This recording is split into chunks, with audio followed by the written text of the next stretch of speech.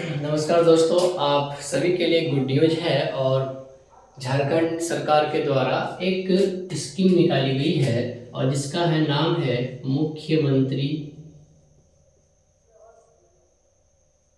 छात्रवृत्ति योजना। ठीक है दोस्तों, तो ये जो है CMM और S के नाम से जाना जाता है, मतलब चीफ मिनिस्टर। ठीक है, मुख्यमंत्री जो है स्कॉलरशिप योजना, यानी कि मुख्यमंत्री मेधावी छात्र स्कॉलरशिप योजना के नाम से इसको जाना जाता है। ठीक है दोस्तों, तो ये जो अभी जो दिखाया जा रहा अप्लाई करने के लिए, अभी इसका वैकेंसी आया हुआ है, या फिर बोलो इस स्कीम का जो एग्जाम होता है वो पैटर्न अभी दिया गया है।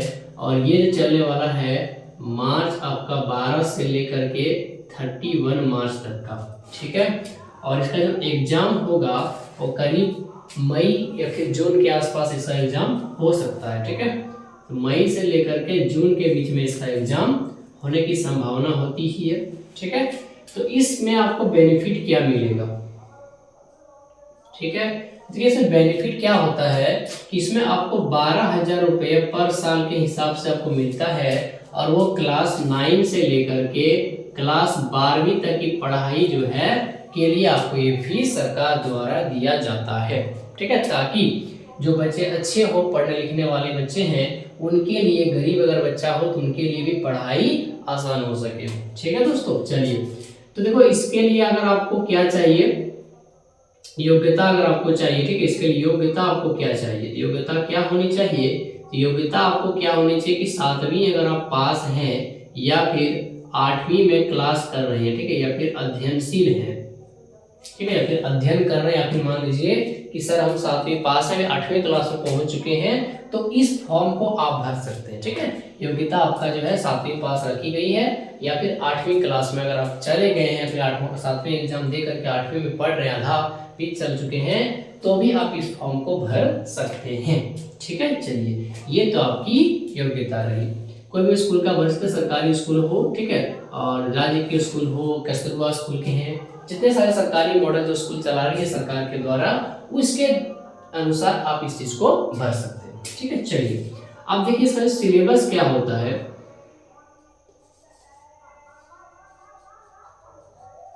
इसका जो सिलेबस है जी, वो इसका पेपर जो होगा वो 2 खंड में होता है। ठीक है, खंड 1 पहला है, तो खंड ए में आपका क्या है, इसमें आपको जो है 90 प्रश्न पूछे जाते हैं। ठीक है, और इसको पास करने के लिए आपको 40% जनरल के लिए और 35% SC और ST के लिए। ठीक है, यानी कि जो पेपर आपका 90 मार्क्स का होगा, इसमें आपको 40% मार्क्स लाना पड़ेगा। 9 चौके 36, मतलब कम से कम आपको 36 से लेकर के 37 मार्क्स तो आपको इसमें अचीव करना पड़ेगा। ठीक है, और अगर आप ST SC हैं तो इससे 2-4 नंबर आपको कम लाना पड़ेगा, पर लाना तो पड़ेगा। ठीक है, ये आपका पहला खंड है। अब इसमें पूछा क्या जाएगा जी, तो इसमें जो टॉपिक रहेगा वो सबसे पहले आपको रीजनिंग का कुछ सवाल देखने को मिलेगा। ठीक है, और रीजनिंग जो होता है थोड़ा सा टफ लेवल का, मतलब टफ नहीं होता, मतलब वो अलग ही क्लास का सिलेबस होता है, आप इसको नहीं पढ़े होंगे तो इसको पढ़ना पड़ेगा। ठीक है, ये थोड़ा अच्छा खासा क्वेश्चन पूछता है। और दूसरा में आपको हिंदी एफिशिएंसी जाएगा। ठीक है, और तीसरा में आपको थोड़ा सा इंग्लिश का भी नॉलेज होना चाहिए। ठीक है, ये तीनों मिला के आपको 90 नंबर पूछा जाएगा, मतलब 30 ठो इसको, 30 प्रश्न इससे बनेंगे और 30 प्रश्न इससे बनेंगे। ठीक है, और आपको ओवरऑल इसमें 40% मार्क्स आपको अचीव करना पड़ेगा। ठीक है, उसके बाद खंड आपका जो 2 होता है, या फिर सेक्शन बी में जो आपका होता है, इसमें आपको मैथ्स का सवाल पूछे जाएंगे, और ये साइंस का पेपर पूछा जाएगा, और ये यहाँ पे सोशल साइंस का पूछा जाएगा। ठीक है, और ये पूरा जो सिलेबस होता है वो 8वीं क्लास के ऊपर ही पूछा जाएगा, या फिर 7वीं क्लास के ऊपर पूछा जाएगा। मतलब आपको 7 और 8 क्लास की पूरी मैथ चपक जाना है, साइंस को गटक जाना है, और सोशल साइंस को तो छोड़ना तक नहीं। अगर आप इस तरह से कर लेते हैं तो आपका 30 में से 30 आएगा, और ये तो गारंटी है ही कि 30 में से 30 आएगा ही आएगा। ठीक है, इसमें भी आपको 90 मार्क्स मिलने चाहिए, मिल ही जाएगा। और इसके लिए भी आपको 40% और 35% एलिजिबिलिटी के लिए रखा गया है, और आपको इतना मार्क्स तो लाना पड़ेगा। ठीक है, चलिए अब एक और चीज महत्वपूर्ण बात, इंपॉर्टेंट बात आपका क्या इसमें दिया गया है कि आपको ओवरऑल जो पेपर होगा इसमें आपको कम से कम 60% तो लाना ही पड़ेगा। ठीक है, अगर आप 60% से ऊपर जितना ला सकते हैं उसके आधार पर आपको चयन किया जाएगा, मेरिट लिस्ट में आपका नाम आएगा। ठीक है, मेरिट लिस्ट तो 60% तो आपका पास है, इससे आपको अबव ही नंबर लाना पड़ेगा। मान लीजिए आप 70% लाइए, 80% लाइए, मतलब जो बच्चे आप यहाँ बैठा जाएगा, मतलब क्या है कि हर एक डिस्ट्रिक्ट से जो बच्चे होंगे उसमें आपको करीब 400 बच्चे डिस्ट्रिक्ट वाइज को सिलेक्ट किया जाएगा। ठीक है, तो हमारे से झारखंड में 24 जिले हैं, तो 24 का 4 गुना करेंगे तो इस प्रकार से जो है बच्चे को लिया जाएगा। 2400 कितना होता है 96, यानी करीब 10,000 बच्चों को इसमें सिलेक्शन लिया जाएगा। ठीक है, तो 10,000 बच्चों के लिए ये स्कीम निकाली गई है। ठीक है, और ऐसे प्रत्येक साल पेपर में लगभग 1 से 1.5 लाख तो फॉर्म बच्चे भर ही देते, क्योंकि इसमें फ्री होता है। इसका जो चार्ज लगता है, फीस है, वो 0 रुपीज फीस है, कोई फीस नहीं लगता इसका, केवल आपको फिलअप करना है। ठीक है, चलिए अब एक चीज देखो कि मैथ का जो पेपर होता है पूरी तरह 7 और 8 क्लास पे डिपेंडेंट है। साइंस पे आपका 7-8 का पूरा कोड पढ़ना है, और सोशल साइंस भी आपका 7-8 का एक एक सवाल करके जाना है। लेकिन आपको क्या लगता है कि हुबहू सवाल तो पूछेगा नहीं, मतलब कुछ घुमा फिरा के पूछेगा, पर पूछेगा इसी से ही पूछेगा। ठीक है, चलिए अब साइंस से पूछेगा कि जो क्लास 8 में है, इसे पढ़े थे हम लोग, पहला टॉपिक है फसल के बारे में। आपको यहाँ पूछा जाएगा कि ड्रिल सीड क्या होता है। ठीक है, ड्रिल सीड किसका, ड्रिल सीड जो है इसमें उपयोग लाया जाता है। हम लोग को पता है ड्रिल सीड जो होता है बुआई करने लाते हैं, कि जब खेती करते हैं बीज को बोने के लिए लाते हैं। ठीक है, अगला आपको ये सवाल से पूछेगा कि कौन सा युक्ति जो है वो सिंचाई के लिए नहीं है। हम लोग पढ़ेंगे ड्रिप तंत्र होता है, छिड़काव तंत्र होता है, उसके बाद पंप होता है।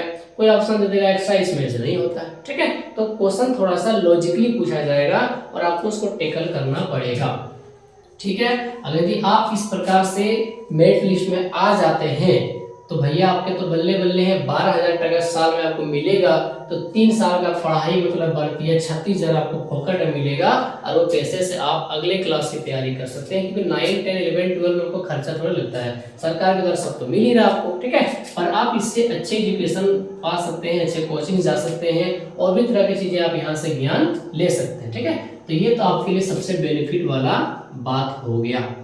ठीक है, ये तो आपको भरना ही चाहिए। ठीक है दोस्तों, तो इस पे सवाल बहुत अच्छा सा पूछता है। अगर हो सकता है, अगर आप अच्छे रिस्पॉन्स देते हैं तो मैं इस पे क्लास लेके आऊंगा और आपको पढ़ाऊंगा कि ये किस प्रकार के पैटर्न पे हिसाब चलता है। ठीक है दोस्तों, तो ये इसकी थोड़ी मोड़ी जानकारी थी, जितना मुझे लगा आपको बता दी। ठीक है, और किसी प्रकार का डाउट इस पे आता है तो आप हमको कांटेक्ट करिए। ठीक है, कमेंट करना है, और जो भी रिलेटेड आपको जैसे क्विज चाहिए, इसका क्लासेस चाहिए, तो सारे इस चैनल के माध्यम से आप सभी के पास पहुंचा देंगे। ठीक है, तो आप क्या करो, हमारे इस चैनल से जुड़ जाइए, और सबसे पहले आप क्या करो, ज्वाइन कर लो टेलीग्राम चैनल को।